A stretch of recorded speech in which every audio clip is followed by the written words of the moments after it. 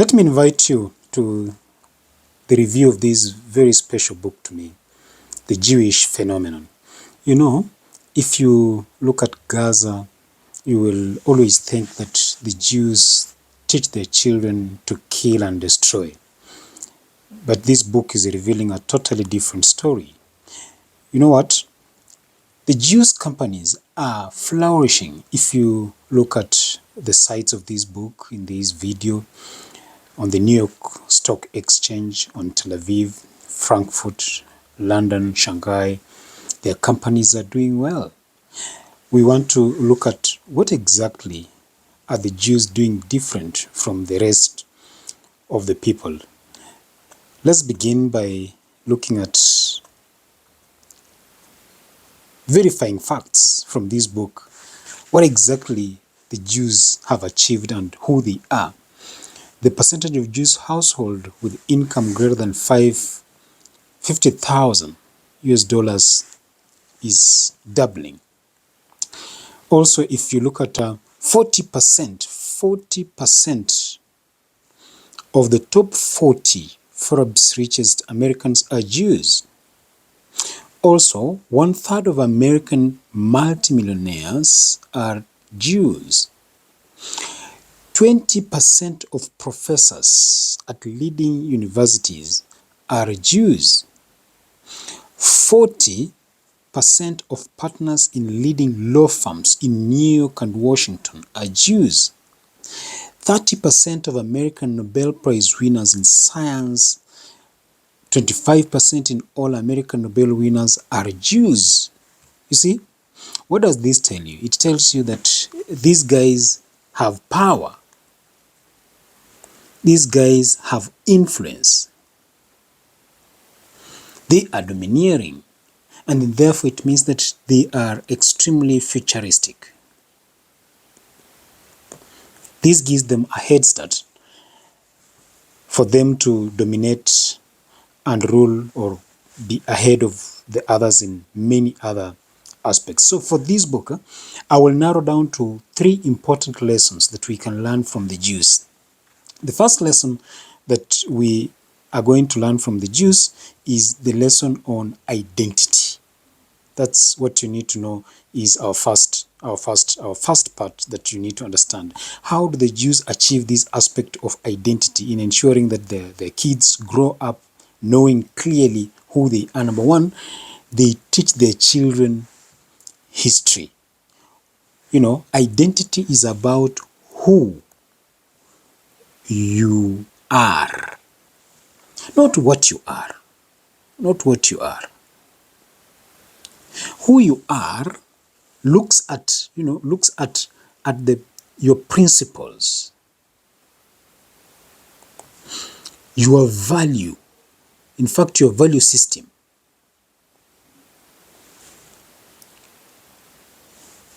Your heritage. These 3 are very important in definition of who you are. You know, what you are simply materialistic and position or defining statuses. These are simply statuses. And they're not enduring. They change from time to time. But the person who you are does not change. It remains constant. The other aspect about identity of the Jews is always on religion. The Jews teach their children to religiously follow their precepts, to religiously follow their Old Testament, their books, the Talmud, and so on, for them to understand their God, their source, their authority. The Jews teach religion. The other thing that the Jews teach, which most people don't know, actually, the Jews teach innovation. The Jews teach creativity. That's the first thing that you need to know. We are grabbing from this book. We've looked at identity. So that's the first lesson, identity. And on this identity, we are saying we are looking at religion, we are looking at history, we are looking at innovation. and creativity. That is the first lesson that we are learning from this book. The second lesson we are learning from this book is that Jews ensure that their children have good education. You know, in the first chapter of this book, understand that real wealth is portable, and the author indicates that it's about knowledge. Children will always ensure that their children go to the best schools available. They ensure that they get the best in education. So let's read this paragraph here. The best mind, as the slogan goes, it is a terrible thing to waste. The best possible investment you can make in your future is an education. Even if you default on your student's loan, nobody can repossess your diploma. It is such a basic concept, but the promise of education often falls on deaf ears. Getting an education requires an ability to defer gratification for bigger payoffs later. Ability Jews have reason to develop. The value of education is really not a secret. It is similar to the miracle of compounding financial returns given with every pitch of retirement savings. The Jews' secret is how they have come to fully embrace the idea of good education and execute it. As just one example, after World War II, Jews veterans took advantage of the GI Bill's education benefits at the rate twice that of the general population. That paragraph alone tells you a lot about how Jews really emphasize on education. I just repeat one part that is very important.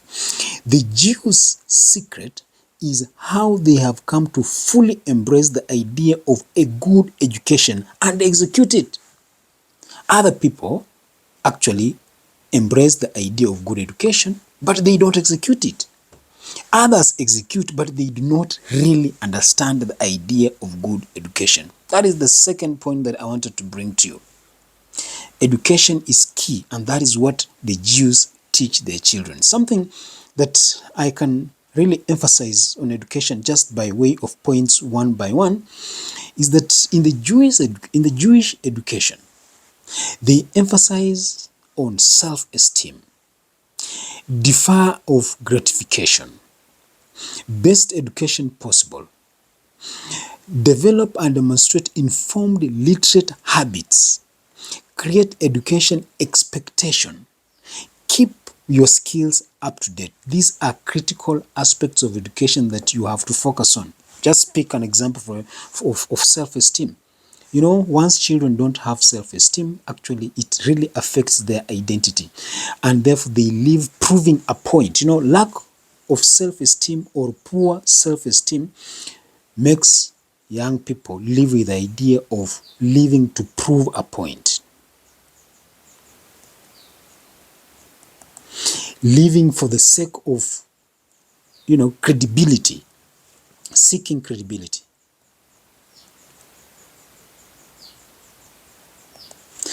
And so on and so forth. So that is the second very important aspect that the Jews teach their children and their people.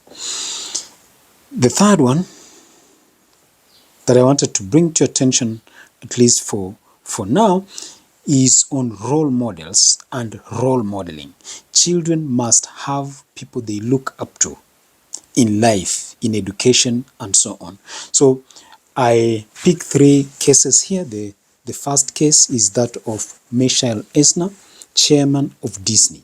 This guy was born in 1943. But I read what is really critical for me here. Eisner's education in the arts served him well in the chosen career. He created opportunities for himself and prepared to take advantage of them. After running a company for 12 years, he retired in 2006. Forbes estimated his wealth to be $690 million in 2004. Yes, children must have people they look up to in their community, in their family, or through way of literature and so on and so forth, for them to achieve the greatest ever. The second, role model and mentor is Summer Redstone, chairman of Viacom. This guy was born in 1923 as Summer Rothstein. His father, Michael Rothstein, was a linoleum salesman in Boston's Jewish West End. Something very important here that you can take home is and Redstone made billions in his 1987 leverage buyout of Viacom, a media company that greatly expanded. In 1998, Viacom owned Blockbuster, Simon and Schuster, Paramount Studios, New York Knicks, the New York Rangers, MTV, Nickelodeon, and the US Science FI channels. In September 1999, Redstone used Viacom as a springboard to make even larger acquisition of CBS for 36 billion USDs. Forbes estimated his wealth to be 5.1 billion USDs in 2008. This is the second influence, second role model, second mentor of the Jews. The third one that I look at for this session here is Pritzker family. Sometimes we refer to him as Abdul Pritzker. I will not go into the details, but let me read the last part of his story. This book indicates that Jay avoided risk but loved deal making and likened it to boxing. Hard and fast while in progress but forgotten when finished. Under their leadership, the Mammon bought the Hyatt Hotel and chain, Royal Caribbean Cruise Line, Braniff Airlines, Continental Airlines, McCall's Magazine, Montgomery Securities, Ticketmasters, among many others. Jay's son, Thomas Cook, over his father's deal-making duties in 1999 and added 30 companies to Mammon's portfolio of manufacturers. Mammon's had total sales of $7 billion in 2008. Forbes estimated the family's net worth at $21 billion in 2008. Phenomenon. Point number 3. Role models and role modelings. You must have people you look up to motivate you, to encourage you, to challenge you, to inspire you, to make you achieve your goals, your dreams, to sharpen your end so that you are able to be as great as you intended to be.